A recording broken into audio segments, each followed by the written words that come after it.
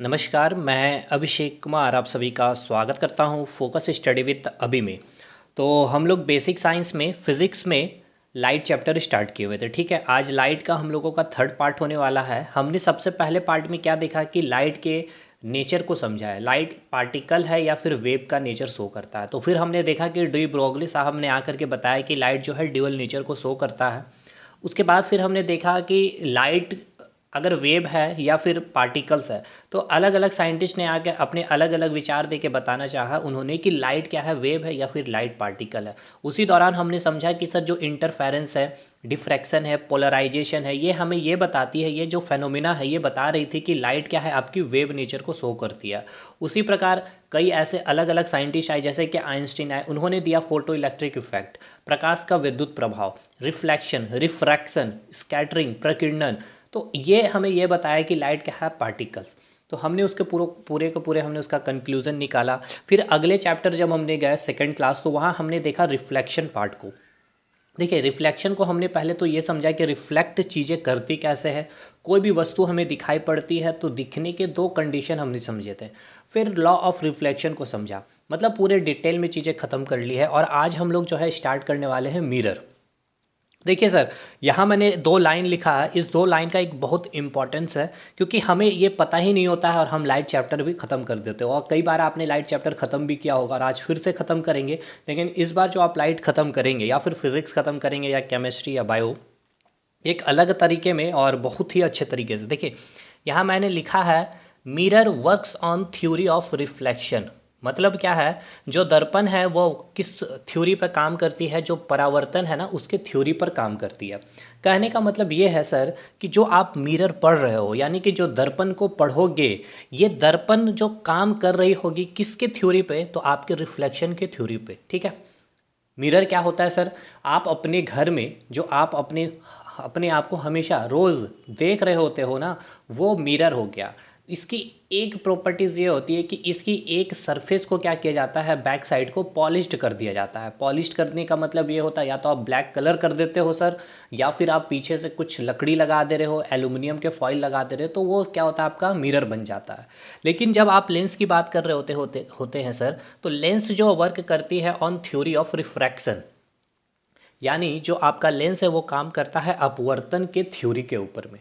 अब ये लेंस क्या होता है, देखिए लेंस क्या होता है, वो पारदर्शी होती है, ठीक है, ट्रांसपेरेंट होता है। और जो आपका मिरर हो गया वो आपका ट्रांसपेरेंट नहीं होता है। आप जो चश्मा लगा रहे होते हैं तो आप उसके आर पार देख रहे होते हैं, वो हो गया आपका लेंस। और जो लेंस जो आपने पहना है अपने आँखों में, वो किसके ऊपर काम करती है, तो वो रिफ्रैक्शन के ऊपर में काम करती है। तो मिरर जो काम कर रही है रिफ्लेक्शन के ऊपर, तो मिरर आज हमें पढ़ना है। तो इससे पहले हमें क्या पढ़ना चाहिए था, रिफ्लेक्शन जो हमने पढ़ लिया। अगर आपने नहीं देखा वीडियो तो देखिएगा। फिर जब हम लेंस पे आएंगे तो उससे पहले हम समझेंगे रिफ्रैक्शन को, फिर हम पढ़ेंगे लेंस को। इतना क्लियर हो गया अब? तो हमें ये पता चल गया सर कि मिरर होता क्या है, मिरर काम कैसे करेगी, ये तो हमें क्लियर हो गया। अब मैं स्टार्ट करूँ क्लास को, इससे पहले मैं आपको ये बताऊं कि आप में से जो लोग भी LP technician, RRB, JE, RPF, या फिर आप एसएससी की किसी भी एग्जामिनेशन की तैयारी कर रहे हो, अपनी स्टेट एसएससी की तैयारी कर रहे हो, झारखंड, बिहार, जेपीएससी, बीपीएससी, तो ये जो मैंने जो अभी क्लासेस ले रहा हूँ सर बेसिक साइंस की, और मैंने मेंशन कर रखा है एलपी टेक्नीशियन, क्योंकि देखिए एलपी टेक्नीशियन में साइंस का एक लेवल अच्छा होता है। और अगर आप इस लेवल तक की चीज़ें कवर करके चल रहे हैं, देखिए जहाँ आपका एग्ज़ाम 19 पूछता है और हम 20 पढ़ के चल रहे हैं, तो हमारे लिए अच्छी बात है। ठीक है, तो एक बार इस सीरीज को फॉलो करिए और यकीन मानिए, देखिए अभी आप एसएससी का जो पेपर हुआ, जीडी का आंसर की जो है आप मिलाइए। देखिए वेब में जो हमने पढ़ा है, साउंड में जो हमने पढ़ा, देखिए सर कितना आराम से आप उससे बना सक रहे होंगे। ठीक है ना, तो ये एक इम्पॉर्टेंट अपडेट है, आप हमें एक बार फॉलो करिए इस चैनल पर। अपडेट जो भी अगर एलपी की तैयारी कर रहे हो तो इंजीनियरिंग ड्राइंग भी हम लोग क्लास कर रहे हैं सर, हमने ऑलमोस्ट स्केल ख़त्म भी कर दिया है। तो वो एक अच्छा पार्ट भी हम लोग ड्राइंग इंस्ट्रूमेंट ऑलमोस्ट हम लोग कंप्लीट करने वाले हैं अब। और एक हमारा टेलीग्राम ग्रुप बना हुआ है फोकस स्टडी विद अभी के नाम से, आप उसे ज़रूर से ज्वाइन करिएगा। 650-60 के आसपास स्टूडेंट्स है। लिंक डिस्क्रिप्शन बॉक्स में मिल जाएगा, या फिर आप सर्च भी करेंगे तो आपको मिल जाएगा फोकस स्टडी विद अभी। ठीक है, 660-670 के आसपास वहाँ स्टूडेंट्स है। तो चलिए अब हम आपका क्लास स्टार्ट करते हैं। देखिए यहाँ जो लिखा हुआ है सर मिरर, तो सबसे पहले ये समझिए कि मिरर के कितने टाइप्स होते हैं। दो टाइप्स के मिरर होते हैं, एक तो होता है आपका प्लेन मिरर और एक होता है स्फेरिकल मिरर। देखिए ये जो डिवीज़न आपने किया है या फिर आपने जो इसको कैटेगराइज किया है, ये किस प्रकार कैटेगराइज किया है, जो उसकी सतह होती है, ठीक है ना, जो उसकी सरफेस होती है, उस बेसिस पे हमने मिरर को दो पार्ट में रखा है, एक प्लेन मिरर और एक स्फेरिकल मिरर। प्लेन मिरर यानी कि समतल, इसका मतलब ये है जो परावर्तक सतह है, यानी कि जो रिफ्लेक्टिंग सरफेस है, मैं इंग्लिश में लिख दूं इसे रिफ्लेक्टिंग सरफेस। अब ये रिफ्लेक्टिंग सरफेस क्या है, जहाँ से लाइट क्या कर रही होगी, रिफ्लेक्ट कर रही होगी। कल की क्लासेस आप एक बार देख लीजिएगा। तो ये जो रिफ्लेक्टिंग सरफेस अगर आपकी क्या होगी, समतल होगी यानी कि प्लेन होगी, तो हम उस मिरर को क्या नाम देंगे, प्लेन मिरर। अब रिफ्लेक्टिंग सरफेस अगर प्लेन होगी तो हम उसे नाम क्या दिए, प्लेन मिरर। प्लेन तो समझ गए क्योंकि उसकी रिफ्लेक्टिंग सरफेस कैसी है, प्लेन है। मिरर हमने नाम क्यों दिया, क्योंकि हमने उसके एक साइड को पॉलिश कर दिया। अगर ये साइड हम अगर पॉलिश नहीं करेंगे सर, तो ये क्या बन जाएगा, आपका लेंस बन जाएगा। और जब आप लाइट इंसिडेंट करेंगे तो ये रिफ्लेक्ट ना करके क्या करेगी, लाइट इस के नीचे, यानी कि ये जो आपने यहाँ पर सरफेस रखा वहाँ से क्रॉस करके वो दूसरे मीडियम में या फिर जो भी वहाँ मीडियम होगा वहाँ पर आ जाएगी, ठीक है। कहने का मतलब ये है कि प्लेन मिरर क्या होता है, जिसकी रिफ्लेक्टिंग सरफेस प्लेन होती है, उसे हम कहते हैं प्लेन मिरर। अब देखिए स्पेरिकल मिरर किसे कहते हैं, जिसकी रिफ्लेक्टिंग सरफेस क्या होगी, वो आपकी क्या होनी चाहिए, कर्व होनी चाहिए, यानी कि वक्र होना चाहिए, हिंदी में कहेंगे।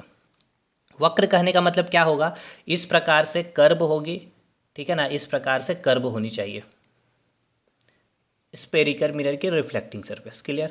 अब जो स्पेरिकल जो मिरर आप देख रहे होते हैं, ये भी दो टाइप्स के होते हैं, एक होता है आपका कॉनकेव मिरर और एक होता है आपका कॉन्वेक्स मिरर, ठीक है। हिंदी में कहते हैं अवतल दर्पण और इसे कॉन्वेक्स को कहते हैं हम लोग उत्तल दर्पण। ये जब आप देखेंगे इसके जो रिफ्लेक्टिंग सरफेस हैं, आपको दिख रहा होगा ये कर्व के स्ट्रक्चर में आपको दिख रहा है, ठीक है। इसका जो शेप आपको दिख रहा है कैसा, ये कर्व के फॉर्म में, ठीक है ना। ये भी आप देखेंगे तो ये क्या है, आपका कर्व के फॉर्म में। फिर हमने क्या किया सर, इसके एक सरफेस को क्या कर दिया, पॉलिश्ड कर दिया। ये जो डॉट डॉट डॉट दिख रहा है ना, ये हमने क्या कर दिया, पॉलिश्ड कर दिया है। इससे क्या है कि जब आप लाइट इधर से इंसिडेंट करेंगे, ठीक है ना, जब आप लाइट इधर से इंसिडेंट करेंगे तो ये इस पार नहीं जाएगी, ये क्या करेगी, रिफ्लेक्ट कर जाएगी इस तरह से, ठीक है। तब जाकर के आपका इमेज बनेगा। अदरवाइज अगर ये लाइट इधर आ गई तो फिर आपकी इमेज बनेगी किधर, ठीक है ना। तो ये क्लियर हो गया। अब इसमें भी देखिए इसकी जो रिफ्लेक्टिंग सरफेस है, ये भी क्या है, आपकी कर्व है, यानी कि ये कैसा होगा सर, कर्व है, यानी कि स्फेरिकल मिरर होगा। उसके बाद इसकी एक सरफेस को हमने क्या कर दिया, पॉलिश कर दिया। यहाँ पर भी वही चीज़ है। अब हम पता कैसे करेंगे सर कि ये कॉनकेव है या फिर ये कॉनकेव है या फिर ये कॉनकेव है या फिर ये कॉनकेव है, या उसी प्रकार हम ये पता कैसे करेंगे सर कि ये कॉन्वेक्स है, ये कॉन्वेक्स है, ये कॉन्वेक्स है या ये कॉन्वेक्स है। तो इस डाउट को अभी रहने दीजिए। जब हम प्लेन मिरर ख़त्म करेंगे तो हम स्पेरिकल मिरर में आएंगे और सबसे पहले हम यही समझेंगे सर, क्योंकि देखिए हम भी जब 9-10 में थे सर, 9-10 क्या, मैं झूठ नहीं बोल रहा हूँ, जब 11-12 में था साइंस का, जब मैंने लिया था अपना स्ट्रीम, तो तब भी मैं ये नहीं कर पा रहा था समझ में कि ये सर अवतल है या उत्तल है। बहुत दिक्कत हो रही थी और पूछने में भी मुझे बहुत ख़राब लगते थे सर से कि सर कैसे हम समझें, और वो समझा भी रहे फिर भी नहीं समझ पा रहे। हो सकता है शायद मैं कमज़ोर होगा या फिर वो उस तरह से समझा नहीं पा रहे थे कि एक कमज़ोर स्टूडेंट कैसे समझ सकता। तो जब हम स्पेरिकल मिरर में आएंगे सर, तो यकीन मानिए एक डाउट नहीं होगा। मैं जितना भी फिगर बनाऊंगा आप सबको बता दीजिएगा कि इनमें से कौन कॉनकेव होगा और कौन कॉन्वेक्स होगा, बस थोड़ा सा वेट करिएगा। अब स्टार्ट करते हैं हम लोग प्लेन मिरर, और कोशिश किया जाएगा प्लेन मिरर को आज ख़त्म करने का, बट मुझे नहीं लगता है कि, क्योंकि प्लेन मिरर में बहुत कुछ पढ़ना है, 6 प्रॉपर्टीज़ इसकी इंपॉर्टेंट पढ़नी है और भी बहुत कुछ है, ठीक है ना। तो चलिए स्टार्ट करते हैं प्लेन मिरर को। सबसे पहले देखिए यहाँ आपको जो जो चीज़ें लिखी हुई है इसके लिए घबराना नहीं है, हम इसको समझते हुए कवर करेंगे सर। देखिए प्लेन मिरर है, ये आपके पास जो बना हुआ ये एक मिरर है। क्यों मिरर है, क्योंकि इसका एक सरफेस हमने क्या कर दिया, पॉलिश्ड कर दिया। क्लियर हो गया। अब इसकी हमने देखी कि सर परावर्तक सतह कैसी है, प्लेन है या फिर कर्व है, तो भाई ये तो प्लेन है, यानी कि ये प्लेन मिरर हो गया। क्लियर हो गया इतना। अब आइए समझिएगा जो मैं आपको समझाना चाह रहा हूँ और जहाँ तक मैं आपको लेकर के चलना चाह रहा हूँ। सबसे पहले मैं एक प्लेन मिरर बनाता हूँ। वहाँ पे आपको क्या मिला, इस प्रकार से आपको प्लेन मिरर देखने को मिला, ठीक है जी। अब मैं क्या कर रहा हूँ, इस प्लेन मिरर को हॉरिजेंटल प्लेस कर दे रहा हूँ, ठीक है जी। ये भी क्या हो गया, आपका एक प्लेन मिरर हो गया, ठीक है। हमने क्या किया, एक लाइट इंसिडेंट किया इसके ऊपर, ठीक है। इस प्रकार से हमने लाइट इंसिडेंट किया। अगर ये मिरर ट्रांसपेरेंट होती, पारदर्शी होती, तो लाइट क्या होता, इधर निकल जाता। लेकिन अब ये तो ट्रांसपेरेंट नहीं है, हमने क्या कर दिया, पीछे पॉलिश कर दिया है। तो हमें पता है कि इसके जस्ट क्या होगा, परपेंडिकुलर एक क्या होगी, नॉर्मल होगी, और ये क्या बना रहा होगा, एंगल ऑफ इंसिडेंस। तो जितना एंगल ऑफ इंसिडेंस होगा उतने से ही ये क्या करेगी, एंगल ऑफ रिफ्लेक्शन भी करेगी। बताइए, ये हमने कल समझा था, सीखा भी था। ये क्लियर हो गया आपका इतना, ये आपका आर हो गया। ठीक है जी, बताइए समझ में आ रहा कि नहीं आ रहा। उसी प्रकार हमने एक और लाइट इंसिडेंट की है सर। ठीक है, देखिएगा जहाँ हम लेके चलना चाह रहे हैं आपको, इस प्रकार से हमने एक लाइट इंसिडेंट किया। फिर यहाँ पे एक आपका एक 90 डिग्री बनेगा। यहाँ एंगल आई जितना होगा उतना ही एंगल आर भी आपको बनेगा। कोई दिक्कत नहीं है सर। ये भी आपका कितना होगा, आर होगा। अब यहाँ आपको क्या समझ में आ रहा है, देखिए कि जो लाइट आपने इंसिडेंट किया है इसे हमने क्या नाम देना है, ये आपका हो गया इंसिडेंट रे। हिंदी में हम इसे क्या कहेंगे, इंसिडेंट रे को आपतित किरण, और इसे हम क्या नाम देंगे, रिफ्लेक्टेड रे। रिफ्लेक्टेड रे यानी कि परावर्तित किरण। इंग्लिश वाले हिंदी वाले दोनों उदास नहीं होंगे। यहाँ इंग्लिश लिख दिए, यहाँ हिंदी लिख दिए, यहाँ दोनों बोले हिंदी इंग्लिश, यहाँ भी दोनों इंग्लिश हिंदी बोले। ठीक है, एक चीज़ कल हम बताना भूल गए थे, जहाँ पर इंसिडेंट रे, ठीक है, और जहाँ नॉर्मल और जहाँ रिफ्लेक्टेड रे जहाँ मिलती है, इस पॉइंट को हम क्या कहते हैं, पॉइंट ऑफ इंसिडेंस कहते हैं। ठीक है ना, पॉइंट ऑफ इंसिडेंट कहते हैं, और इसी को हिंदी में कहते हैं आपतन बिंदु। कल हम छूट गया था मेरे से, इस चीज़ का दर्द भी है मुझे। तो अब देखिए, ये जब लाइट यहाँ से रिफ्लेक्ट की है सर, ठीक है ना जी, ये लाइट जो रिफ्लेक्ट की है, तो अब ये लाइट क्या है, एकदम आपका पैरेलल है, यानी कि समानांतर। इस प्रकार से क्या है, पैरेलल समानांतर चली जा रही है, चली जा रही है, चली जा रही है, इस तरह से चली जा रही है। तो ये जो आपकी, जो आप रेल के जो पटरी देखते हैं, उसी प्रकार से ये आपको दिख रहा है या नहीं दिख रहा। अब ये बताइए, जब ये लाइन अगर ये समानांतर इस तरह से चलती चली जाएगी, पैरेलल चलती चली जाएगी, तो ये क्या कभी दोनों का कभी मिलन हो पाएगा, या कभी दोनों इस प्रकार से इंटरसेक्ट कर पाएगी यहाँ पर। तो आप बोलोगे नहीं कर पाएगी सर, क्योंकि ये दोनों क्या है, समानांतर है, पैरेलल। मैथ में भी हमने पढ़ा है कि दो पैरेलल लाइन कभी भी क्या करती है, इंटरसेक्ट नहीं करती। ठीक है, two parallel line never intersect each other. मतलब दो समानांतर रेखा जो होती है वो कभी भी एक दूसरे को क्या करती है, कट नहीं करती। हिंदी में क्या कहेंगे, एक दूसरे को काटती नहीं है। क्लियर हो क्या। तो उसी प्रकार यहाँ पर एक इंसिडेंट रे, और उसी के जस्ट समानांतर हमने एक इंसिडेंट रे और इंसिडेंट किया। तो जो ये रिफ्लेक्टेड रे, देखिए दोनों एकदम समानांतर चली जा रही है रेल की पटरी की तरह। तो ये भी कहीं ना कहीं आपको जो है इस प्रकार से मैं डॉट डॉट देकर बता रहा हूँ कि ये क्या करेगी, चलती चली जाएगी, और ये भी क्या करेगी, चलती चली जाएगी। ठीक है भाई, ये हमें कहीं कभी भी दिखाई देने को मिलेगी। उसी प्रकार जब आप हाईवे में चले जाते हैं तो आपका भी जो ये रोड जो दिख रहा होता है इस प्रकार से, ठीक है, एकदम समानांतर बनी होती है, ये भी कहीं ये नहीं मिलती है। तो आप यहाँ पर मान लेते हैं खड़े हैं, ठीक है, कुछ दूर तक तो ये आपको रोड इस प्रकार से दिखेगा, और कुछ अंत तक फिर आपको जहाँ से दिखना ख़त्म हो जाता है तो आपको ऐसा लगता है कि ये रोड जा कर के मिल गई है। बताइए लगता है कि नहीं। आप यहाँ खड़े ही हैं, और जब आप चलना स्टार्ट करते हैं तो फिर आपको ये रोड कभी मिलती ही नहीं है, एकदम स्ट्रेट ही, मतलब पैरेलल समानांतर इसी तरह से दिखती है। देखिए जब आप यहाँ खड़े थे तो आपको क्या हुआ, एक सर्टेन डिस्टेंस के बाद आपको लगा कि ये रोड क्या हुआ, मिल गया। उसी प्रकार रेल की पटरी भी, आप जब खड़े होते हैं स्टेशन के पास से पूरे दूर तक जब देखते हैं तो एक पॉइंट में ऐसा लगता है कि जाके रेल की पटरी मिल गई है। ठीक है, तो हम यहाँ पर भी वही अज्यूम कर रहे हैं कि ये पैरेलल लाइन कहीं ना कहीं जा कर के, कहीं ना कहीं मतलब कहीं ना कहीं इन्फिनिटी में जा कर के क्या करेगी, मिलेगी। तो जहाँ पर ये एक दूसरे को मीट करेगी, यानी कि एक दूसरे को जहाँ पर इस प्रकार से कट करेगी, यानी जहाँ पर ये फोकस करेगी एक दूसरे के ऊपर, ठीक है, वो क्या होगा उसका डिस्टेंस। तो ये दोनों मिल ही रही है इन्फिनिटी में, यानी कि जिसको हम क्या कर सकते हैं, डिफाइन ही नहीं कर सकते। इन्फिनिटी को क्या आप डिफाइन कर सकते नहीं। तो फोकस कहाँ बनेगी इसकी, इसकी जो फोकस बनेगी सर, ये कहाँ बनेगी, इन्फिनिटी में बनेगी। फोकस इसका कहाँ बनेगा, इन्फिनिटी से। एफ, कैपिटल एफ क्या बता रहा है, इन्फिनिटी फोकस, और ये कहाँ बन रहा है इसका फोकस, तो इन्फिनिटी में। ठीक है, अब देखिए ये जो मिरर है, और मिरर से जब आप इसका डिस्टेंस कैलकुलेट करेंगे तो इस डिस्टेंस को हम क्या बोलते हैं, फोकल लेंथ कहते हैं, यानी कि फोकल दूरी कहते हैं। स्मॉल एफ है ये, इसे हम कहते हैं फोकल लेंथ या फिर फोकस दूरी। अब जब ये फोकस यानी कि दोनों मीट एक जगह, फोकस जहाँ, फोकस मतलब क्या हो गया, जहाँ पर एक दोनों एक दूसरे को फोकस कर रही है, दोनों एक दूसरे को मिल रही है, उसको हम फोकस कर रहे हैं। और एक मिल कहाँ रही है, तो इन्फिनिटी में। तो फोकल लेंथ भी कितना हो जाएगा, इन्फिनिटी। बताइए होगा कि नहीं। तो दो पॉइंट हमें ये समझ में आ गया सर कि प्लेन मिरर में जो फोकस होगा प्लेन मिरर का, वो कहाँ होगा, इन्फिनिटी में। सेकेंड, जो फोकल लेंथ होगा वो कहाँ होगा, इन्फिनिटी में। अब हम तीसरा आपसे पूछना ये चाहते हैं कि इसकी रेडियस क्या होगी। अब देखिए रेडियस की जब भी बात आती है तो दिमाग में बस एक ही चीज़ चलता है कि कोई ना कोई क्या होगा, सर्कल, कोई वृत्त के फॉर्म में होगा तभी इसका रेडियस होगा। ये देखिए होगा इसका। अब देखिए समझिएगा, ये बहुत अच्छे पॉइंट है और इसको जो समझाना है अगर समझ गए तो ठीक है, अदरवाइज रट लीजिएगा। ये क्या है, आपका एक वृत्त है, तो इसका क्या है, ये आपका क्या है, रेडियस है। ठीक है, मैंने इतना पार्ट क्या कर दिया, कट कर दिया। ठीक है, कट कर दिया तो ये आपका क्या बना, बचा। अब इस प्रकार से बचा, अभी भी इसकी रेडियस क्या होगी, यही होगी। अभी मैंने इसका ऊपर वाला नीचे वाला पार्ट कट कर दिया तो अभी आपका क्या बचा, ये बचा है, तो इसका अभी भी रेडियस क्या होगा, ये आर ही होगा। ठीक है, ये पार्ट मैंने कट कर दिया। अब मैंने इतना पार्ट कट कर दिया यानी कि इतना सा बचा, अभी भी इसकी रेडियस क्या होगी, आर है। ठीक है, तो मैं जब इसका बात करूंगा सबसे छोटा पार्ट इसका एकदम लेने के लिए, ठीक है, एकदम स्मॉलेस्ट पार्ट जब मैं लूँगा तो ये आपको, जब मैं स्मॉलेस्ट, देखिए ये आपका ये ओरिजिनल सर्कल था। ठीक है, ये ओरिजिनल फिगर है। ठीक है, इस ओरिजिनल फिगर को देखिए, यहाँ पर रेडियस क्या है, आर है, स्मॉल आर, यहाँ भी स्मॉल आर, यहाँ भी स्मॉल आर, यहाँ भी स्मॉल आर। और फाइनल जो फिगर आपको ये दिखने को मिल रहा है, ये देखिए किस प्रकार से दिख रहा था, सर्कल के फॉर्म में दिख रहा है। फाइनल फिगर आपको कहीं ना कहीं स्ट्रेट लाइन में दिख रहा है। ये सबसे छोटा पार्ट, और भी मैं इसका छोटा पार्ट लूँ तो इस प्रकार से दिखेगा। तो ये आप कभी इसको बोल नहीं सकते कि ये सर्कल है, लेकिन है तो ये सर्कल। इसका मैंने एकदम छोटा सा पार्ट मैंने तोड़ के निकाल लिया, इतना सा पार्ट। ठीक है ना, तो ये इसका रेडियस क्या है, अभी इसका भी रेडियस आर है।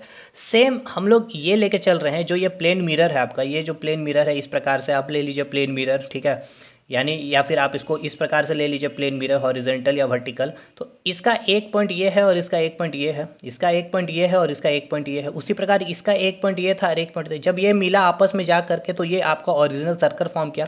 तो मान के चलते हैं ये जो पॉइंट है और ये पॉइंट, ये पॉइंट और ये पॉइंट कहीं ना कहीं जा करके आपस में मिलेगी, और ये कहीं ना कहीं कहाँ तो जाके मान के चलते ये आपकी इन्फिनिटी में मिलेगी। ठीक है भाई, मिलेगी तो कभी नहीं, क्योंकि पैरेलल लाइन कभी मिलती नहीं है, लेकिन हमने अज्यूम कर लिया इसीलिए तो इन्फिनिटी, क्योंकि हम इन्फिनिटी को ही डिफाइन नहीं कर सकते। तो अब अगर ये आपस में मिलेगी ही इन्फिनिटी में, तो रेडियस भी क्या हो जाएगी आपकी, इन्फिनिटी हो जाएगी। बताइए होगी कि नहीं होगी। तो तीन चीज़ हमने देखा, यहाँ पर भी लिखा हुआ है आपका, देखिए फोकस, एक तो आप यहाँ पे कैपिटल एफ भी मेंशन कर लीजिए, ये भी आपका कहाँ बनेगा, इन्फिनिटी में। स्मॉल एफ यानी कि फोकल लेंथ कहाँ बनेगा, इन्फिनिटी में। रेडियस इसकी क्या होगी, इन्फिनिटी। Very very important. तो डायरेक्ट आपसे पूछा है एसएससी कई बार, रेलवे कई बार, आपके पीसीएस ने, कि जो प्लेन मिरर होती है उसकी फोकस क्या होती है। ये कैपिटल एफ क्या है, ये कैपिटल एफ आपकी फोकस है सर, याद रखिएगा ये आपकी फोकस है। स्मॉल एफ मैं यहाँ लिख दिया हूँ, इसलिए परेशान नहीं होना आपको। फोकल लेंथ हो गया आपका, ठीक है, और ये आपकी क्या हो गई, रेडियस हो गई। ठीक है भाई, तो ये तीन चीज़ आपको क्लियर है कि प्लेन मिरर का अगर फोकस पूछेगा तो इन्फिनिटी, फोकल लेंथ पूछेगा तो इन्फिनिटी, रेडियस पूछेगा तो इन्फिनिटी। अब आइए पावर पे और मैग्नीफिकेशन पे। तो पावर से पहले समझते हैं हम लोग मैग्नीफिकेशन को। देखिए जो मैग्नीफिकेशन टर्म जो आप देख रहे हैं सर, मैग्नीफिकेशन को हम हिंदी में कहते हैं आवर्धन क्षमता। मैग्नीफिकेशन को हिंदी में कहते हैं हम लोग आवर्धन क्षमता। ठीक है ना, आवर्धन क्षमता। ये करता क्या है समझिएगा, मैग्नीफाई कर देता है। ये किसी भी चीज़ को क्या करता है, मैग्नीफाई कर देता है। अभी मैं एक लेंस लाया हूँ। लेंस का जब भी मैं नाम लूँ तो आपके दिमाग में ये चलना चाहिए कि जो लेंस का जो सरफेस होगा वो कैसा होगा, ट्रांसपेरेंट होगा। ये आपको समझ में आ रहा भाई। लेंस से आप अपने चश्मा को रिलेट करना, ठीक है। आपकी चश्मा कैसे होती है, ट्रांसपेरेंट होती है। गोल जो आप इस प्रकार से चश्मा पहने हुए हैं, इस प्रकार से जो आप चश्मा पहने, ये तो ट्रांसपेरेंट है ना। उधर में आपकी जो आंखें हैं, आप इधर की चीज़ें देख सकते हैं या उधर की भी चीज़ें आप मतलब सामने रखेंगे तो इधर दोनों आर पार दिखता है। तो वो कैसा होता है, लेंस आपका ट्रांसपेरेंट होता है। ठीक है, तो हम बात कर रहे हैं ये मैग्नीफिकेशन की। तो मैग्नीफिकेशन क्या करता है, किसी भी चीज़ को मैग्नीफाई कर देता है, मैग्नीफाई कर देता है। अब ये मैग्नीफाई क्या होता है इसको समझिएगा, ठीक है। देखिए अभी हम अपने नॉर्मल, ये हमारी नॉर्मल आँखें हैं, ठीक है भाई, ये नॉर्मल आँखें हैं हमारी, और हमने एक ऑब्जेक्ट देखा इस प्रकार से। ये ऑब्जेक्ट रखी हुई है, ठीक है। इस ऑब्जेक्ट को हमने देखने की कोशिश की, ठीक, इस नॉर्मल आँख से। तो इसकी जो हमने डायमेंशन को समझना चाहा तो इसके डायमेंशन इसमें लिखी हुई थी, बड़ी छोटे छोटे इस प्रकार से लिखी हुई थी, इस प्रकार से। तो आपको क्या ये पढ़ पा रही है, कितना सेंटीमीटर, कितना लिखा है mm, या फिर क्या चीज़ है, इसकी लेंथ क्या लिखी है, इसकी विड्थ क्या लिखी है, इसकी हाइट क्या लिखी है, आप समझ पा रहे हैं, नहीं पा रहे हैं। तो आप क्या किए सर, आप एक इस प्रकार से दुकान गए, ठीक है ना, और दुकान से आपने एक मैग्नीफाइंग लेंस उठा करके ले आया, ठीक है। ये आपका मैग्नीफाइंग लेंस आपने उठा के लाया और यहाँ इसके जस्ट ऊपर रखा, यानी कि यहाँ पे आपने मैग्नीफाइंग लेंस लाया और इसके ऊपर जब रख करके आप इस मैग्नीफाइंग लेंस से जब इसी ऑब्जेक्ट को आपने देखा तो ये ऑब्जेक्ट आपको देखने को मिला इस प्रकार से। ये क्या कर दिया, इसको मैग्नीफाई कर दिया, ये हो गया आप मैग्नीफाई करना, ठीक है। यानी कि उसके साइज को क्या कर दिया, इंक्रीज़ कर देता है। ये क्या कर देता है, इंक्रीज़ कर देता है। अब यहाँ इसकी लेंथ दिख रही है मुझे 3 सेंटीमीटर, 1 सेंटीमीटर, 2 सेंटीमीटर, मतलब लेंथ दिख रही है 3 सेंटीमीटर है। इसकी जो विड्थ है जो है ये 1 सेंटीमीटर और इसकी ऊंचाई जो है 2 सेंटीमीटर है। ये जहाँ मैं नहीं देख पा रहा था, अब यहाँ मैं ईजिली देख पाया। कैसे, इसने क्या किया, मैग्नीफाई कर दिया। ये हो गया मैग्नीफिकेशन। क्लियर हो गया सर। अब एक व्यक्ति है, ठीक है, इस प्रकार से इस व्यक्ति को समझिएगा। यहाँ से बस फाइनल हम कैलकुलेट कर लेंगे। ये व्यक्ति का जो हाइट था मान के चलते हैं 2 फीट, ठीक है भाई। तो मैग्नीफाइंग लेंस से जब हमने इसको देखा तो यही व्यक्ति अब मुझे दिख रहा है इस प्रकार से, जस्ट डबल। यानी कि अब ये व्यक्ति जो मुझे दिख रहा है ये 4 फीट का दिख रहा है बंदा। तो इसका मैग्नीफिकेशन वैल्यू आपसे पूछ लिया जाए तो क्या होगा, 2। 2 क्यों, क्योंकि 2 फीट था ये, अब दिख रहा 4, यानी कि इसको कितना मैग्नीफाई कर दिया, 2। तो मैग्नीफिकेशन वैल्यू इसका क्या आ जाएगा, m=2। बताइए समझ में आया मैग्नीफिकेशन क्या होता है। तो प्लेन मिरर में आपको देखने को मिलेगा जो मैग्नीफिकेशन वैल्यू होती है +1। अब प्लस को हम लोग समझते हैं कि प्लस क्या होता है। अब पहले ये समझते हैं कि 1 का मतलब क्या होता है। देखिए 1 का मतलब ये है, अगर m स्मॉल m से लिखते हैं मैग्नीफिकेशन को, m=1, ये मतलब ये होता है कि कोई व्यक्ति जो 2 फीट का था, ठीक है, ये 2 फीट का व्यक्ति था, ठीक है भाई। आफ्टर मैग्नीफाई करने के बाद ये व्यक्ति, ठीक है, सेम वही हाइट का या फिर वही सेम साइज का आपको देखने को मिला 2 फीट का, तो इसका मैग्नीफिकेशन इसने कितना कर दिया, सेम एज इट इज़ वही दिखाया, तो मैग्नीफिकेशन वैल्यू 1 हो गया। मतलब जो साइज का था वही साइज का हमें दिखा, यही हो गया इसका मैग्नीफिकेशन वैल्यू 1। 1 का मतलब समझ में आ गया। अब देखिए क्या होता है। मैग्नीफिकेशन की 2 वैल्यू होती है, एक होती है आपकी पॉजिटिव वैल्यू और एक होती है आपकी नेगेटिव वैल्यू, ठीक है सर, समझिएगा इसको। और एकदम इसको हम याद करा देंगे अपने ट्रिक के माध्यम से, जैसे हमें अभी तक हमें याद है। देखिए पॉजिटिव क्या बताता है, एक चीज़ इससे पहले हमें ये सब छोड़िए, इससे पहले हम आपको एक चीज़ आपको कुछ को रिलेट करवाते, तब यहाँ आके आपको समझ में भी आ जाएगा। देखिए हम आपको क्या बोलते हैं कि मेहनत करिए भाई, ठीक है ना। हम आपको सीधा सीधे बोलते हैं क्या, कि भाई कंटेंट पर मेहनत कीजिए, ठीक है। सीधा बात हम आपको बोलते हैं कंटेंट पर मेहनत कीजिए तो आपका क्या हो जाएगा, सिलेक्शन हो जाएगा। ये बात हम बोलते हैं हमेशा। ये हमने सीधा कह दिया आपको क्या, कि मेहनत करिए आपका सिलेक्शन हो जाएगा। लेकिन ये बात आपको क्या लगती है, होता तो सिलेक्शन इसी से है, लेकिन यूट्यूब पे बहुत सारी ऐसे वीडियो हो जाती है, उड़ूंग सुड़ूंग इधर उधर की किताबें पढ़ लो, ये पढ़ लो, दिस दैट कर लो, वो फलना ढिकाना सलना सब कर लो, तो वो बातें आपको क्या लगती है, रियल लगती है, ठीक है, और आप उसके पीछे पड़ जाते हो। जो बात मैंने सीधा सीधा बोला कि सीधा काम करो, कंटेंट पर मेहनत, और आपका क्या हो जाएगा, सिलेक्शन, तो ये सीधी बात आपको क्या लगी सर, काल्पनिक लगती है ये बातें, आभासी लगती है ये बातें। काल्पनिक को हम क्या कहते हैं, आभासी, और इंग्लिश में आप इसे कहते हैं वर्चुअल, ठीक है भाई। और यही जब हम बात कुछ उल्टा बोल देते हैं, ठीक है ना, उल्टा बात बोल देते हैं, इट मीन्स कि खेलो कूदो, ठीक है, केवल वीडियो देखो, खेलो वीडियो देखो, स्ट्रेटजी वीडियो देखो, इससे आपका क्या हो जाएगा भाई, क्या हो जाएगा, आपका सिलेक्शन हो जाएगा, ठीक है। इससे क्या हो जाएगा, आपका सिलेक्शन हो जाएगा। मैंने 2 बात बोला, एक तो डायरेक्टली मैंने बोल दी सीधी बात कि भाई कंटेंट पे मेहनत करो सिलेक्शन होगा, एक मैंने बोला भाई उल्टी बात, मैंने बोला उल्टा बात कह दिया, ठीक है। उल्टा सीधा को इंग्लिश में क्या कहते हैं, इरेक्ट, और उल्टा को कहते हैं इन्वर्टेड, ठीक है ना, इन्वर्टेड। तो हमने उल्टा बात कहा और ये उल्टा बात ही आप फॉलो करने लगते हैं, यही चीज़ को आप क्या मान लेते हैं, रियल मान लेते हैं, वास्तविक मान लेते हैं। बस फंडा क्लियर हो गया। अब कभी भी आपको आभासी बोलेगा तो आप डायरेक्ट बोलोगे कि हमें आभासी चीज़ें सीधे समझ में नहीं आती है, सीधा बोलेगा तो समझ जाओगे कि हमें सीधा चीज़ काल्पनिक लगता है।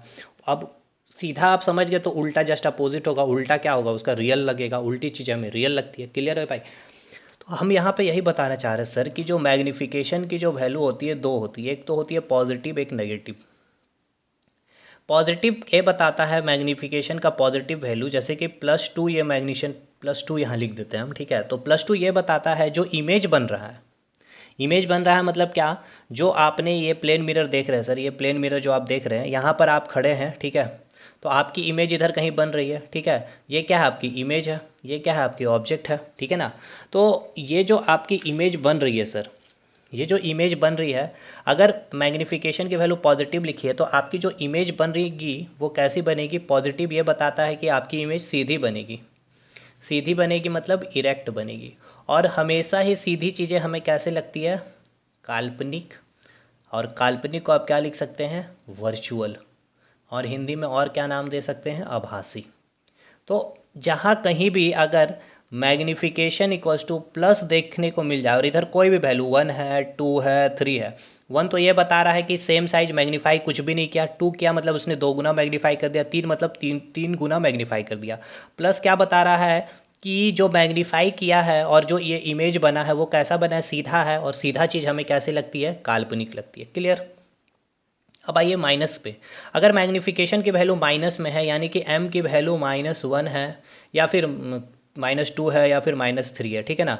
तो हमें 1 क्या बता रहा है कि इसने मैग्नीफाई कुछ भी नहीं किया, सेम साइज का रखा है। 2 मतलब 2 गुना टाइम मैग्नीफाई कर दिया, 3 गुना मैग्नीफाई कर दिया। माइनस ये बताता है कि जो इमेज बना है सर, ठीक है ना, जो इमेज बना है, जैसे कि ये आपका प्लेन मिरर है, यहाँ पर आप खड़े हो, यहाँ पे जो इमेज बना है, ये जो इमेज बना है इस प्रकार से आपका उल्टा इमेज बन गया, ठीक है ना। तो यहाँ आपका जो माइनस क्या बताता है आपको, माइनस आपको ये बताता है जो इमेज बनाया है, क्या बना है, वो उल्टा बना है। और उल्टा को हम इंग्लिश में लिखते हैं इन्वर्टेड। और उल्टी चीज़ें हमें क्या लगती है, रियल लगती है, वास्तविक लगती है। ठीक है भाई, रियल चीज़ों में क्या लगती है, वास्तविक। तो ये पूरा पूरा मैग्नीफिकेशन का मतलब समझा दिया कि कहीं भी आपको मैग्नीफिकेशन इक्वल्स टू +1 रहे, या कोई भी वैल्यू रहे, 2, 3 कुछ भी रहे, या फिर मैग्नीफिकेशन इक्वल्स टू -1 रहे, -2 रहे, -3 कुछ भी रहे, इसका अब आप मतलब समझ जाएंगे। क्लियर। अब आइए पी की वैल्यू क्या होती है प्लेन मिरर में, ये समझिए। प्लेन मिरर में हमें ये समझ में आ गया, पी एम मतलब हो गया प्लेन मिरर। प्लेन मिरर में हमें ये समझ में आया कि जो मैग्नीफिकेशन वैल्यू होती है वो क्या होती है, +1 होती है। अब प्लेन मिरर का जो पावर होता है वो क्या होता है आपका, 0 होता है। कैसे, तो देखिए पावर का फॉर्मूला होता है, हम लोग आगे पढ़ेंगे पावर का फॉर्मूला, अभी बस इतना याद रखिए, 1/f होता है। f कितनी होती है, इन्फिनिटी। 1/∞ क्या होगा आपका, 0 होगा, ठीक है ना। तो देखिए अब आइए यहाँ पर जो चीज़ें यहाँ पर लिखी हुई है प्लेन मिरर की, ये 6 की 6, 5 की 5 जो वैल्यू एकदम आपको समझा दिया हूँ बहुत अच्छे से। अब आपको इसको रटना कभी नहीं पड़ेगा जीवन में, ठीक है ना। प्लेन मिरर में आपसे पूछेगा फोकस की वैल्यू इन्फिनिटी, फोकल लेंथ की वैल्यू इन्फिनिटी, रेडियस की वैल्यू इन्फिनिटी, पावर की वैल्यू 0, मैग्नीफिकेशन क्या होती है, +1। +1 क्या बताता है सर, प्लस हमें ये बताता है कि इमेज सीधी बनेगी। सीधी चीज़ें हमें कैसी लगती है, काल्पनिक लगती है, वर्चुअल लगती है, आभासी लगती है। 1 मतलब क्या है कि जो इमेज बन रहा होगा आफ्टर मैग्नीफाई करने के बाद, या इस प्लेन मिरर में जो भी इमेज बनेगा वो कैसा बनेगा, सेम साइज का बनेगा। ये +1 ये हमें बता रहा। अब देखिए यहाँ क्या लिखा हुआ, इसको समझिए। यहाँ लिखा है कि फोकस ऑफ प्लेन मिरर, यानी कि फोकस कैपिटल एफ, ये capital F, is at infinity. ये कहाँ पे आपका मिल रहा था, हमने बताया था, ये जो पैरेलल लाइन थी, ठीक है ना, ये जो पैरेलल लाइन थी इस प्रकार से, ये कहाँ मिल रही थी, हमने मान लिया कि इन्फिनिटी में कहीं जा कर के फोकस की है, ठीक है, इन्फिनिटी पे। सो देयरफॉर अगर फोकस ही इन्फिनिटी पे बना तो फोकल लेंथ कहाँ बनेगा आपका, इन्फिनाइट में। तो हिंदी में आप क्या लिखेंगे, जो समतल दर्पण की जो फोकस है वो आपकी इन्फिनिटी में मिलती है, इसलिए जो फोकल दूरी होगी वो क्या होगी, इन्फिनाइट में। क्लियर हो गया। रेडियस ऑफ कर्वेचर यानी कि जो त्रिज्या है वो क्या होगी, इन्फिनिटी होगी। क्लियर है। पावर ऑफ प्लेन मिरर वो क्या होगा, 0 होगा। और आपकी जो क्षमता जो है, आपकी समतल दर्पण की जो क्षमता होगी वो क्या होगी, 0 होगी, हिंदी में लिखेंगे आप। और मैग्नीफिकेशन ऑफ प्लेन मिरर यानी कि जो आवर्धन क्षमता है समतल दर्पण की वो क्या होगी, +1 होगी। ठीक है मेरे भाई, इतना क्लियर है कि नहीं ये बताइएगा। अब आइए हम लोग समझते हैं जो डायरेक्ट, यहाँ से भी क्वेश्चन आपका डायरेक्ट बनेगा कि nature of image by plane mirror, जो समतल दर्पण से जो प्रतिबिंब बनती है उसकी नेचर कैसी होगी। ठीक है, देखिए नेचर का मतलब ये है ना कि जो आपकी इमेज बनती है वो सीधी बनेगी, उल्टी बनेगी, ठीक है, कैसी बनेगी, काल्पनिक बनेगी या रियल बनेगी, ये आपका कहने का मतलब ये है। तो nature of image by the plane mirror का मतलब ये है कि जो भी इमेज बनेगी आपकी किस में, प्लेन मिरर। अभी हम लोग कौन सा मिरर पढ़ रहे हैं, प्लेन मिरर। अभी आपका देखिए एक ही मिरर हुआ प्लेन, तो अब आगे चलते चलेंगे कॉन्वेक्स कॉनकेव मिरर पढ़ेंगे, फिर हम लोग लेंस में देखेंगे कॉन्वेक्स कॉनकेव, तो फिर आपका हालत ख़राब हो जाएगा। इसलिए पूरा चीज़ क्लियर रखिएगा। तो जो इमेज बनती है वो कैसे बनती है प्लेन मिरर में, वो सीधी बनती है, ठीक है। और सीधी चीज़ें हमें कैसी लगती है, काल्पनिक लगती है। हमें तो याद करना ही नहीं है, हमने कोरिलेट कर लिया। तो समतल दर्पण में जब भी इमेज बनेगी वो कैसी बनेगी, सीधी बनेगी। अब देखिए मैं आपको दिखाता हूँ एक चीज़, यहाँ पे देखिए ये क्या है, आपकी प्लेन मिरर हो गया सर, ठीक है भाई। यहाँ पर आप खड़े होगे, ठीक है भाई। तो यहाँ पर आप खड़े हैं, इट मीन्स ये क्या हो गया आपका, ये एक ऑब्जेक्ट हम इसको लिख रहे हैं यहाँ पर, ये ऑब्जेक्ट है, इसकी क्या है इमेज इस साइड बनेगी, ठीक है भाई। इमेज क्या बनेगी अंदर, हम अब देखिए घर में क्या होता है, प्लेन मिरर ही है, ये क्या आपका प्लेन मिरर है, ठीक है ना, पीएम मतलब प्लेन मिरर। तो आपके ऐसा नहीं फील होता है कि मिरर के अंदर में इमेज बन रही है, तो यहाँ पर आपकी जो इमेज बनेगी, तो ये इमेज भी कैसी बनेगी, अभी हमने नेचर क्या देखा, नेचर हमने क्या देखा कि वो सीधी बनेगी, ठीक है, और काल्पनिक बनेगी। अब समझिएगा काल्पनिक और सीधा का मतलब क्या होता है। सीधा बनेगा मतलब सर ऊपर है तो ऊपर, पैर नीचे तो नीचे, ठीक है, इस प्रकार से इसकी इमेज बनेगी यहाँ पे भी। तो ये क्या हो गया आपका इमेज, क्लियर। तो इमेज यहाँ देखिए, यहाँ पर जो ऑब्जेक्ट के सर ऊपर है, यहाँ पे इमेज के भी सर ऊपर है, यानी पैर नीचे, मतलब ऑब्जेक्ट का जो इमेज बना वो कैसा बना है, इरेक्ट यानी कि सीधा। और जो भी सीधी चीज़ होती है यानी कि सीधा जो भी होता है, ठीक है, इरेक्ट यानी वो हमें कैसा लगता है, virtual. Virtual in the sense कि काल्पनिक। काल्पनिक कहने का मतलब ये है कि आप इस इमेज को कभी भी पर्दे पर नहीं उतार सकते, ठीक है ना, पर्दे पर उतार ही नहीं सकते, कभी भी पर्दे पर उतार नहीं सकते हैं। पर्दे पर उतारने का मतलब क्या है कि आप उसे, ये जो आप घर में अपना इमेज जो देखते हैं, ठीक है, सो आपको नहीं लगता है कि आप मिरर से इतना दूर खड़े हैं तो उस मिरर के अंदर भी आप उतने ही दूर खड़े दिखते हैं। तो ये जो इमेज आप बनाना, इस इमेज को आप कभी पर्दे पर नहीं उतार पाएंगे, ठीक है ना, रियल में हम कभी उसे उतार नहीं सकते हैं। मतलब जब आप उसकी रियल इमेज आप फॉर्मेशन ही नहीं कर सकते हैं, तो उसका मतलब ये होता है कि आप पर्दे पर उसे नहीं उतार सकते हैं। ये क्लियर हुआ। अब एक और ख़ास सबसे इम्पॉर्टेंट ये याद रखिएगा, इसकी नेचर जो है प्लेन मिरर की, यहाँ जो लिखा हुआ है लैटरली इन्वर्टेड, यानी कि पार्श्व रूप से उल्टा। इसका मतलब क्या है समझिएगा। इसका मतलब ये है कि जब प्लेन मिरर में जो इमेज बनती है वो हमें लेफ़्ट को राइट कर देती है, राइट को लेफ़्ट कर देती है। देखिए कैसे, यहाँ आप जब खड़े होते हैं इस प्लेन मिरर के सामने, आप अभी जाकर खड़े भी होइएगा, आपका जो ड्रेसिंग टेबल वगैरह रखा हुआ है घर के पास, तो आपने तो देखिए ये आप खड़े हैं यहाँ भाई, ठीक है, आपका फेस इधर है, ठीक है, ऊपर साइड में। तो ऊपर साइड में अगर आपका खड़े हैं तो ये आपका एक हैंड इधर होगा, ठीक है, ये आपका एक हैंड इधर होगा, ठीक है। तो ये आपका जो हैंड होगा क्या होगा, ये लेफ्ट हैंड होगा, और ये हैंड क्या होगा, राइट हैंड होगा, ठीक है भाई। इसको समझ रहे, इस तरह से आप मत देखिएगा जिधर से बना रहे हैं हम, आपका फेस इधर है, इधर आप देख रहे हैं, ठीक है, अंदर नहीं देख रहे, आप ऊपर देख रहे हैं। ऊपर देख रहे हैं मतलब क्या करें, आपका फेस ऊपर है तो लेफ्ट साइड आपका ये हैंड होगा और राइट हैंड यहाँ होगा, और यहाँ पर आपका मिरर ऐसे रखा हुआ, ठीक है। जब यहाँ मिरर रखा हुआ तो आप जो इमेज देखोगे, तो जब आप इस लेफ्ट हैंड को उठाओगे ना, तो उस मिरर में जो बनेगा, ठीक है ना, जो मिरर में जो इमेज बन रहा होगा उस मिरर के अकॉर्डिंग वो लेफ्ट हैंड नहीं होगा, वो आपका राइट हैंड होगा। इसका मतलब यही होता है लैटरली इन्वर्टेड, क्लियर। तो नेचर ऑफ इमेज कैसा होता है प्लेन मिरर का, इरेक्ट होता है, वर्चुअल होता है, सीधी होती है, काल्पनिक होती है, सीधी के साथ साथ वो लैटरली इन्वर्टेड होता है, ठीक है, लेफ्ट को राइट, राइट को लेफ्ट। इतना क्लियर हो गया आपका यहाँ पे। तो अभी हमने सब कुछ समझ लिया है प्लेन मिरर के बारे में। अब हम लोग समझेंगे एक जो प्लेन मिरर के प्रॉपर्टीज़ है, यानी कि समतल दर्पण के जो गुण होती है उसको अब हम लोग समझेंगे। टोटल 6 प्रॉपर्टीज़ होते हैं, आज हम लोग एक प्रॉपर्टीज़ ख़त्म कर लेंगे, ठीक है ना।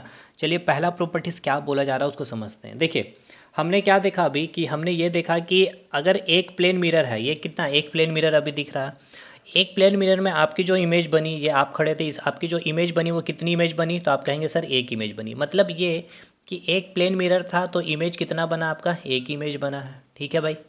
लेकिन अब हम यहाँ पर जो आपको प्रॉपर्टीज़ बताने जा रहे हैं कि अगर हम नंबर ऑफ प्लेन मिरर को प्लेस्ड करते हैं एक एंगल पे, कहने का मतलब ये है कि हम एक से अधिक प्लेन मिरर लेते हैं, यानी कि 2 प्लेन मिरर लेंगे और उसको एक एंगल में जब हम फिक्स करते हैं, तो उसके बीच जब हम खड़े होंगे, उन दोनों मिरर के बीच में जब हम खड़े होंगे तो हमारी कितनी प्रतिबिंब बनेगी, कितनी नंबर ऑफ इमेजेस बनेगी। जैसा कि पहला हम ले रहे हैं, एक प्लेन मिरर हमने इस प्रकार से हॉरिजेंटल रखा है, ठीक है, और एक प्लेन मिरर हमने जस्ट इसके परपेंडिकुलर रख दिया इस प्रकार से, ठीक है, और हमें यहाँ पर आपको यहाँ पर हमने खड़ा कर दिया, ठीक है भाई।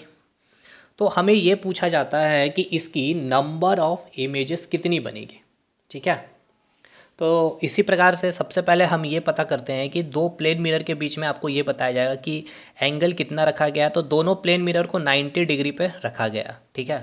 तो सिंपल सी बात है, इसकी जो इमेज बनेगी, कितनी इमेज बनेगी, तो एक इस मिरर के कारण इमेज बनेगी, तो इसकी एक इमेज हम यहाँ बना दे रहे हैं, ठीक है, ठीक। एक इमेज यहाँ बनेगी, इसकी मिरर के कारण यहाँ पर इमेज बनेगी एक, ठीक है भाई, एक हमने यहाँ इमेज बना दिया, और दूसरा जो इमेज यहाँ पर बनेगा जहाँ पर दोनों प्लेन आपस में मिलेगी वहाँ पर, यानी कि जस्ट एकदम यहाँ पर, तो एक इमेज इसकी यहाँ पर बन गई। ठीक है, यानी कि एक व्यक्ति, यानी ये आपका था ऑब्जेक्ट, क्लियर, ये हो गया इमेज 1, ये हो गया इमेज 2, और ये हो गया आपका इमेज 3। अभी हम प्रूव भी करेंगे कि ये 3 इमेज ही क्यों बना।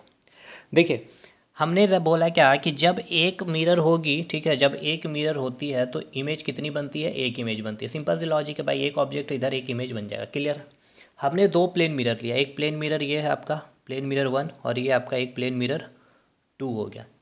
कितने डिग्री पे हमने रखा, दोनों को 90 डिग्री पे रखा है, और इन दोनों के बीच में जब हम खड़े होंगे, जब इस ऑब्जेक्ट का इमेज देखा जाएगा तो 3 इमेज हमें देखने को मिलेगा। ठीक है, इन तीनों इमेज में इसकी आंखें भी दिखेगी, डोंट वरी, इसमें परेशानी नहीं होना आपको। अब देखिए इसको हम हमेशा कैसे कैलकुलेट कर लेंगे, एक डायरेक्ट फार्मूला, एक इजी सा फार्मूला है। देखिए number of image N equals to हो गया, number of image equals to 360 degree by theta. 360 क्यों, क्योंकि ये जो पॉइंट को हम सेंटर मानेंगे, और सेंटर मान के जब हम इसका एक सर्कल बनाते हैं, ठीक है ना, 360 डिग्री पे एकदम इस प्रकार से, ठीक है, 360 डिग्री बन गया।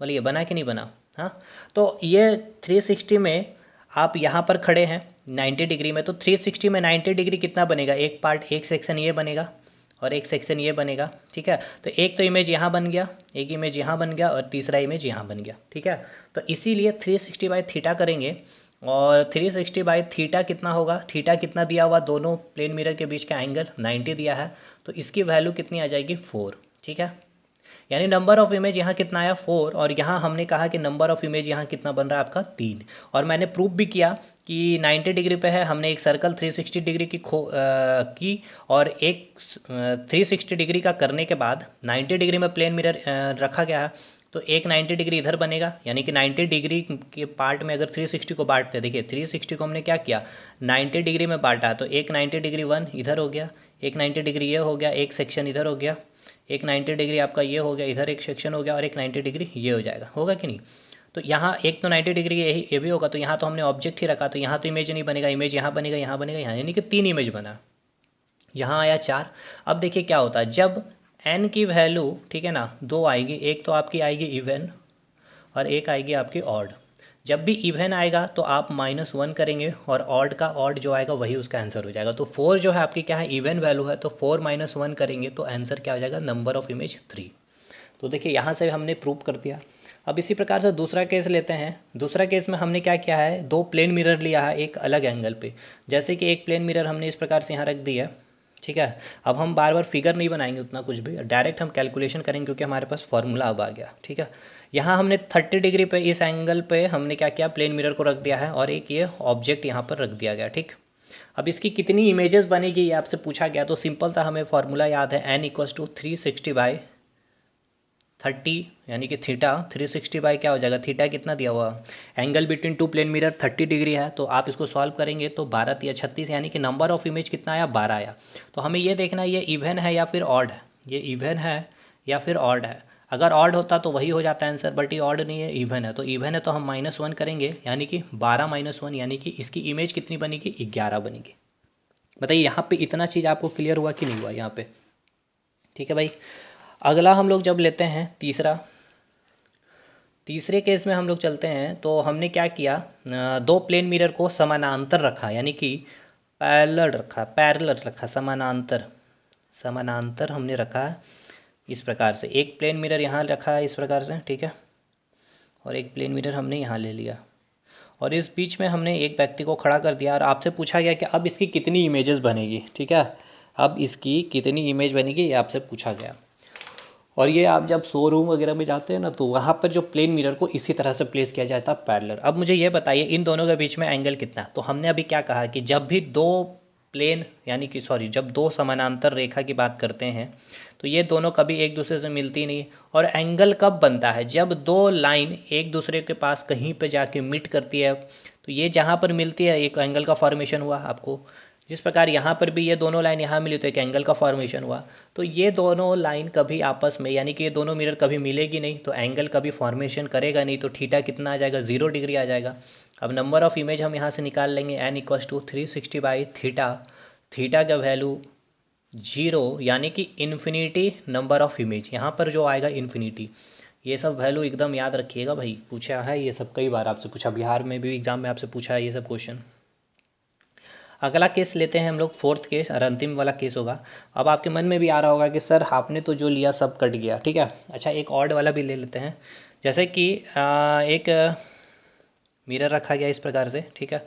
ये रखा गया है आपका 40 डिग्री पे, ठीक है मेरे भाई। तो हमें ये बताइए नंबर ऑफ़ इमेज कितना बनेगा, 360/40 और ये 4×36 यानी कि नंबर ऑफ़ इमेज क्या बनेगा। अब ये देखिए इवन है या ऑड है।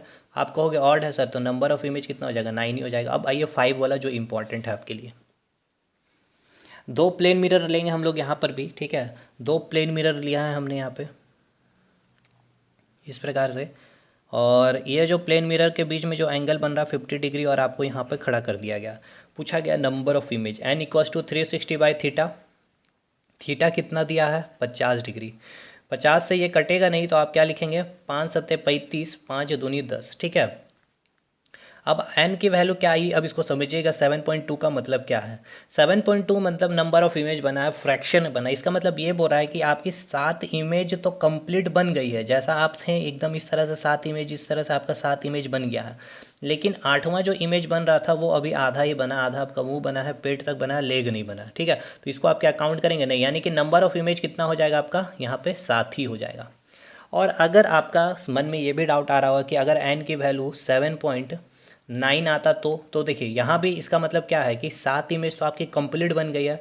8वां जो इमेज आपका बन रहा था वो आधा पैर केवल बचा हुआ, तो ये भी इमेज कैलकुलेशन में नहीं आएगा। टोटल नंबर ऑफ़ इमेज कितना कहलाएगा, 7 ही कहलाएगा। आप इसको मैथ यहाँ नहीं लगा के राउंड ऑफ कर दीजिएगा 8, ठीक है, क्योंकि हम पढ़ रहे हैं फिज़िक्स। तो हर एक चीज़ का मतलब होता है फिजिक्स में, ये ऐसा नहीं है कि कुछ भी आप लिख दीजिएगा। तो देखिए हमने क्या बोला, प्रॉपर्टीज़ ऑफ प्लेन मिरर में एक चीज़ तो हमें नंबर ऑफ़ इमेजेस यहाँ पे हमने निकालना सीखा। पहला प्रॉपर्टी में हमने निकालने सीखा नंबर ऑफ़ इमेजेस, ठीक है। चाहे जिस भी एंगल पे आप प्लेन मिरर को रख लेंगे आप निकाल लेंगे, अब इसमें कोई दिक्कत नहीं है। अब हम लोग बचे हुए 5 प्रॉपर्टीज़ को अगले क्लास में कवर करेंगे। आज हमने प्लेन मिरर को पूरे अच्छे से समझा और एक प्रॉपर्टीज़ भी क्लियर किया। तो चलिए अगले वीडियो में हम लोग मिलेंगे। और भाई वीडियो को लाइक वाइक सपोर्ट करो यार, ठीक है ना। थोड़े व्यूज़ वगैरह आने चाहिए ना, इतने अच्छे कंटेंट दे रहा हूँ तो, ठीक है। चलिए मिलते हैं हम लोग अगले वीडियो में, तब तक के लिए धन्यवाद।